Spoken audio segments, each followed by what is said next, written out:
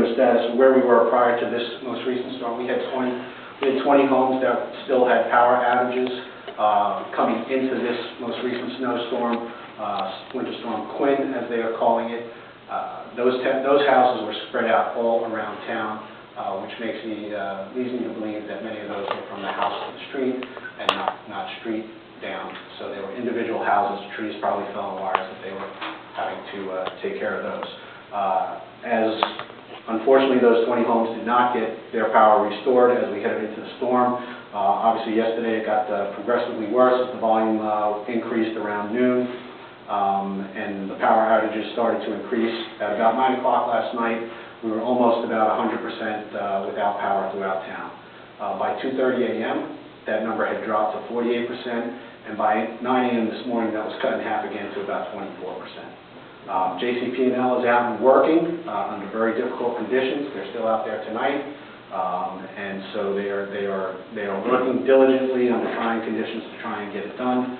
If any of you saw our Facebook page, and thank you, Mayor, for posting the OEM map with the wires and trees down, you understand how widespread this situation in this storm was.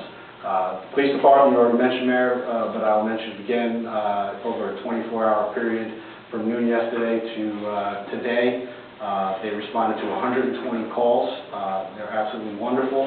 I just want to say thank you to Lieutenant Miller, who is the Deputy OEM Coordinator. He was stuck on Route 287 last night for 5 hours, and he was directing the EOC center from his car and his cell phone. He eventually did get in, and he went home briefly this morning, came back, and was on duty this morning again, directing the troops, so to speak. We did have numerous requests for warming stations last night, and it was a difficult decision, but given the circumstances of tree limbs and trees and the fallen wires, we had to make a call. We made the call not to open a warming station, as it was too dangerous to assume that people could get there safely. It was best to shelter in place, and we put that message out. We opened up the warming station here today at 12:30 at the municipal building and 1 p.m. at the library.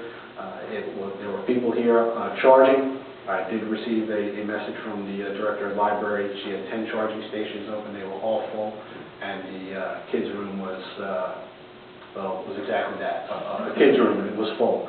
So it was very crowded at the library, and we did have traffic here.